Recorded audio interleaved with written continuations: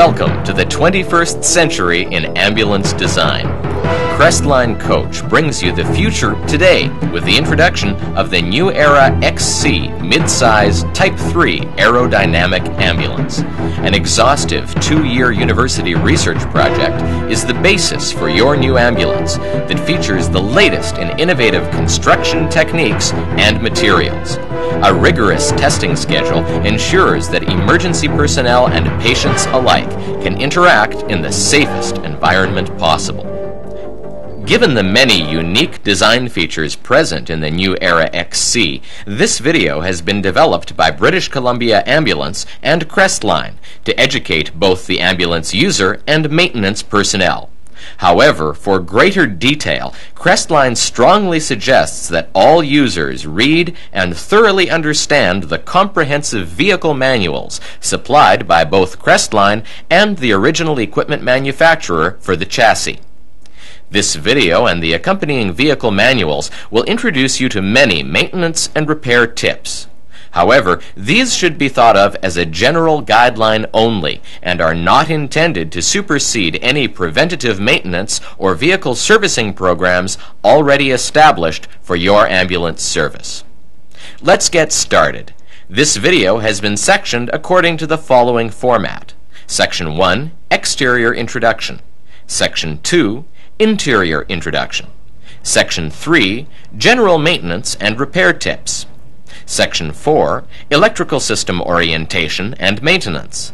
And Section 5, Service and Warranty Claim Procedures.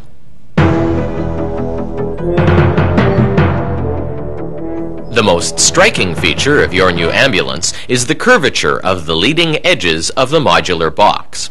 Wind tunnel testing at the University of Saskatchewan, coupled with road travel on thousands of kilometers of varying road surfaces, have verified the aerodynamic benefits gained by using such a profile. Exterior lighting includes the lighting required by Canadian motor vehicle safety standards and a full complement of emergency lighting that provides full 360-degree visibility and includes grille lights, intersection lights, forward-facing light bars, upper side warning lights, and upper rear warning lights. Additionally, non-emergency lights include driving lights, dual-purpose rear scene and backup lights, and finally side scene lights, with the front light being a spotlight and the rear light being a floodlight. Control of these lights will be explained later when the driver console functions are detailed in the interior introduction.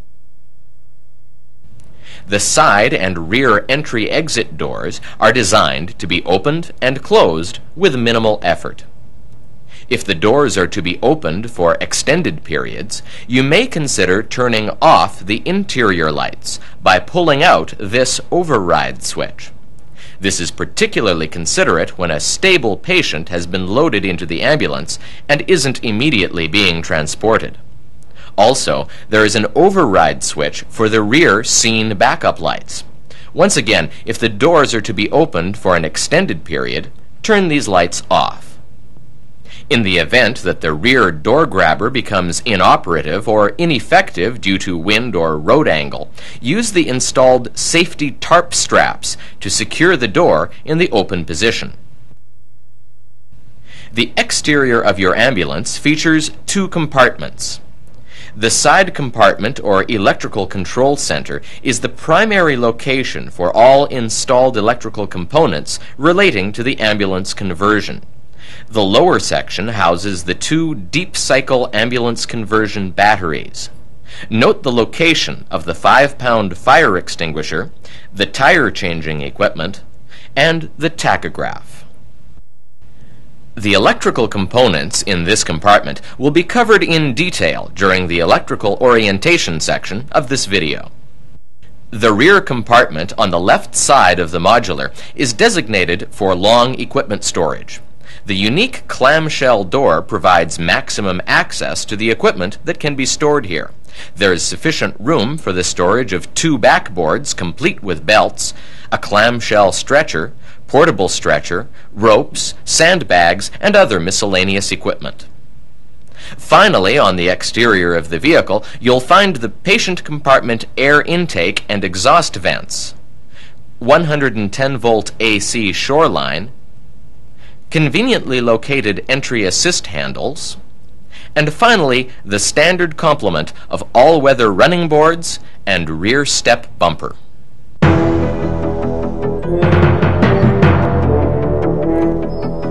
This portion of the video is primarily intended for emergency personnel. However, maintenance technicians will find this section of value, as some of the items described will require occasional servicing. Let's start in the cab area of your ambulance. The driver console is the control center of your ambulance. At your fingertips is complete control of all emergency and electrical functions installed on your ambulance. It is very important that each function be thoroughly understood. From left to right, you'll find the following switches. Ambulance Connect. Activating this switch provides power to all ambulance conversion circuits. Unless noted otherwise, if this switch is not on, none of the other switches will work. Strobe. This switch controls the exterior mounted strobe lights. Up is high intensity and should be used during the day. Down is for low intensity use during the evening. Flashers. This switch turns on all exterior mounted flashing lights except for the strobe lights. Light bars. Controls the forward mounted light bars. Left scene controls the left side scene and spotlights. Rear scene provides independent control for the rear-mounted scene backup lights. This circuit is live all the time and does not need the Ambulance Connect switch on. Right scene controls the right side scene spotlights. Siren horn. Activating this switch transfers siren control to the horn ring on the steering wheel. Rear temp.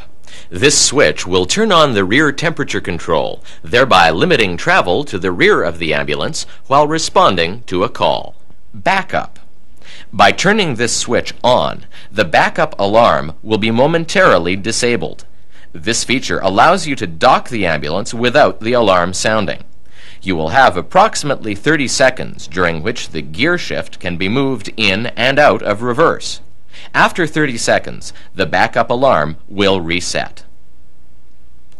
Anti-theft.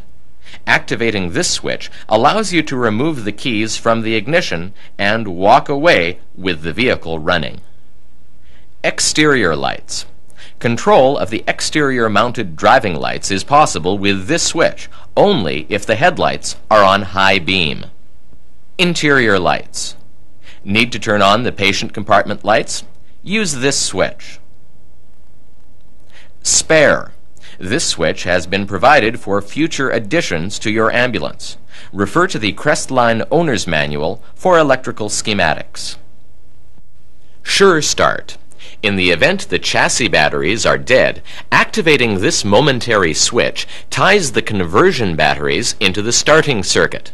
Only use this switch for emergency starting of the ambulance. If this light is flashing, there is a door that is not fully closed somewhere on the ambulance. This is the SVP siren module. Please refer to the OEM section of your vehicle manual for details. The amp gauge indicates the rate of charge or discharge of the ambulance batteries. The voltmeter registers the voltage for the conversion batteries. The factory-supplied auto throttle is located here. Use the auto throttle anytime the vehicle is parked and ambulance-related accessories are turned on. As soon as the ambulance ignition is turned on, the auto throttle is powered. If the auto throttle is not powered, simply push the power button. High idle is achieved by pushing the Charge Protect button. Remember, the ambulance must be in park and the parking brake must be set. You must use the factory-supplied auto throttle to maintain the operation of emergency and non-emergency functions. We'll mention at this point that if ambulance functions are active and you shut the ambulance off, but leave the ambulance connect switch on, the ambulance functions will automatically shut off. The exception to this are the rear scene lights, left interior lights, incubator plug, and VHF radio. This is the map light. Turn it on by rotating the top of the light housing. This plug has been provided for your spotlight. Finally, your radio is mounted in this location.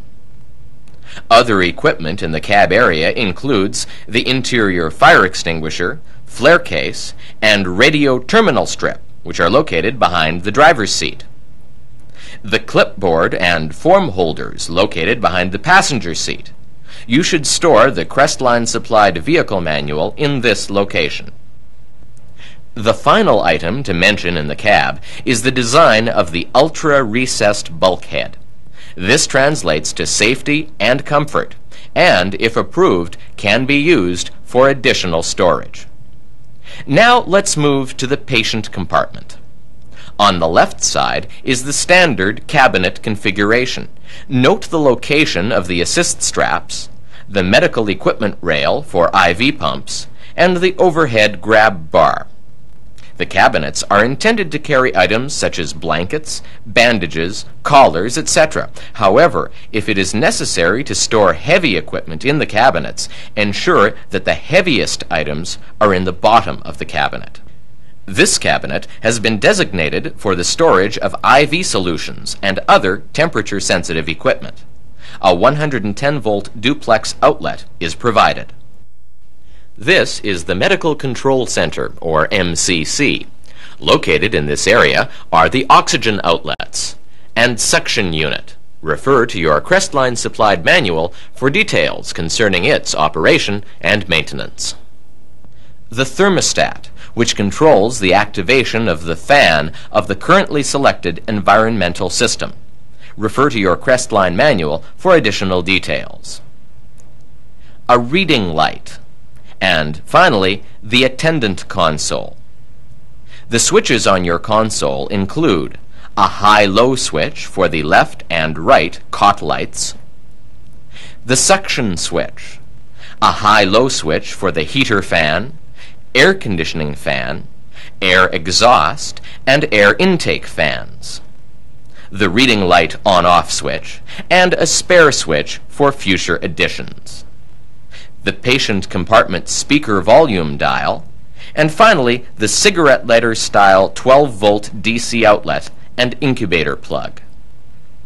On the right side of the patient compartment is the squad bench. This bench will comfortably seat 3 people, and each position has a seat belt. Storage below includes a third oxygen nitrous oxide holder and is the designated location for the 110-volt AC and hot water heaters. To load the portable stretcher on the bench, we suggest the following procedure. If required, remove the portable oxygen tanks from the holder and swing the bolster open. Unlatch the portable stretcher securement belts. Lift the portable stretcher. Remember to keep your back as straight as possible and observe good lifting techniques at all times. Shuffle sideways and lower the stretcher onto the post and wheel cup holders. Secure the portable stretcher. The belts should be looped through the portable stretcher. Do not loop these belts over the patient. Close the bolster.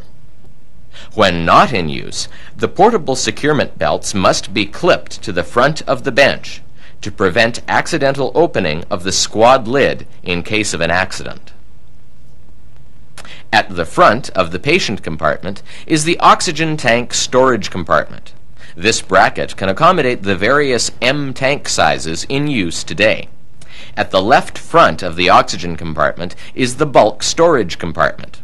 If necessary, this compartment is large enough to store an additional portable stretcher and other equipment. At the rear of the ambulance is the kit storage area. Items that should be stored here include the portable suction unit and the jump kit. Remember, in the event of a vehicular accident, it's important that the jump kit be secured with the supplied belt to prevent unintentional injury as a result of flying equipment. Note the 110-volt AC duplex outlet located in the kit tree. This outlet is live only if the exterior shoreline is plugged in. Additional interior appointments include a rear-facing bucket seat complete with seat belt, slide track, swivel, and recline feature, the powered air exhaust and air intake vents that provide a change of air in the patient compartment every 4 minutes, patient compartment speakers wired to the OEM radio, air conditioning unit, designated location on the front wall for the AED, a storage spot on the side door for a stair chair, portable oxygen storage, overhead grab rail, IV holders, assist straps, and finally brackets for hanging a portable stretcher.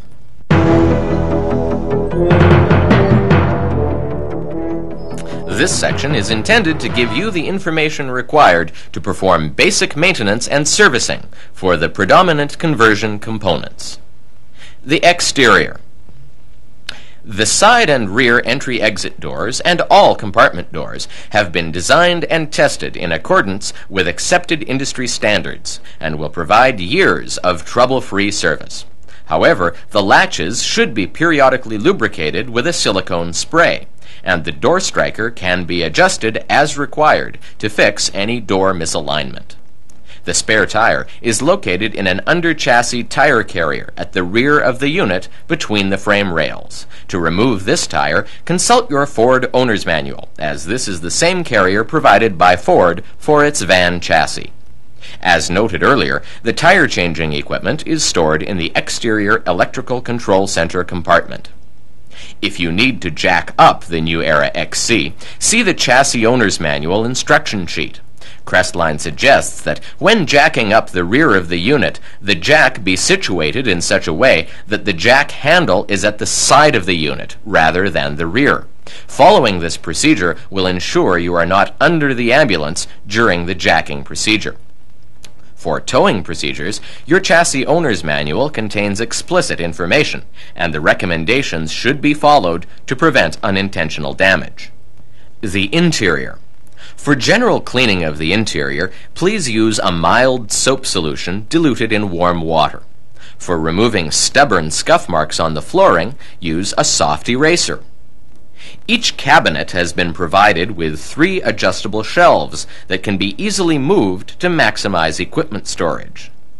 The shelves of the rear kit tree are easily adjusted. All you need is a Phillips screwdriver to complete this operation. As mentioned previously, the main oxygen bracket has been designed to accommodate a variety of M tank sizes and can be adjusted to the right tank size simply by moving the top bracket. To remove and replace a tank, follow protocol to disconnect the oxygen lines. Remove the top bracket. And finally, 2 people should carefully lift the tank out of the retention strap. If fluids seep behind the bench cushion, the cushion is easily removed. If you need to clean behind the outer cushion, you'll need to remove the mounting screws using a Robertson screwdriver. To access the air conditioner, remove upholstery situated around the air conditioner. The complete AC unit can be removed for servicing. Remember, only certified technicians should disconnect AC lines.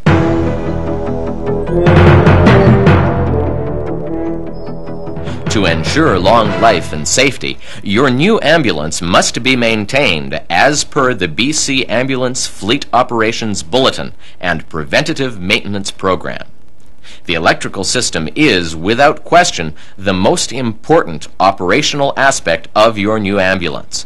A complete understanding of this system and proper maintenance will ensure durability and reliability. Your Crestline supplied owner's manual contains a complete set of wire codes, breaker codes, wiring schematics, and other relevant information important to troubleshooting the electrical system. Please review this information carefully. For items not specifically manufactured by Crestline, consult your chassis owner's manual or the OEM literature section of the Crestline owner's manual for instructions concerning care, use, and maintenance. The heart of the electrical charging system is the alternator. The service center will check the alternator belts each time the ambulance is serviced. It's very important to maintain the chassis batteries. In the case of a Ford RV Cutaway with a diesel engine, one battery is located under the hood, while the other is mounted on the right side of the rear vehicle frame. Refer to your chassis manuals for instructions regarding the care of these batteries. The installed ambulance conversion batteries are located in the lower portion of the electrical control center and should be checked during the A service. Whenever the ambulance conversion batteries are inspected, the door seals should be inspected for gaps and/or breakage. Do not store any items in the ECC over and above the supplied equipment unless you have written authorization from the fleet manager. Incorrectly stored equipment could cause a short circuit and/or fire. At the top of the compartment is the electrical components chart.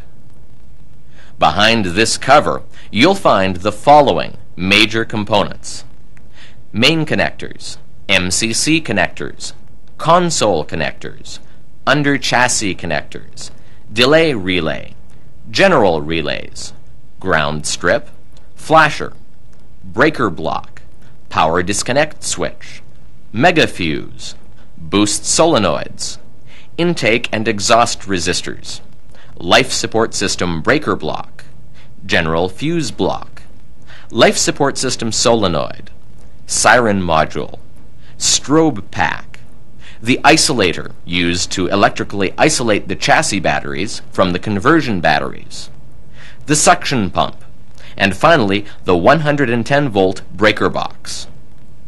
When troubleshooting the electrical system, you may need to access certain wire harnesses in the interior of the ambulance. The main wire harness is above the main cabinets and can be accessed simply by removing the upper cabinet valence. The wires behind the attendant console can be accessed by removing the console faceplate. Wires in the console can be accessed by removing the console from its mount location.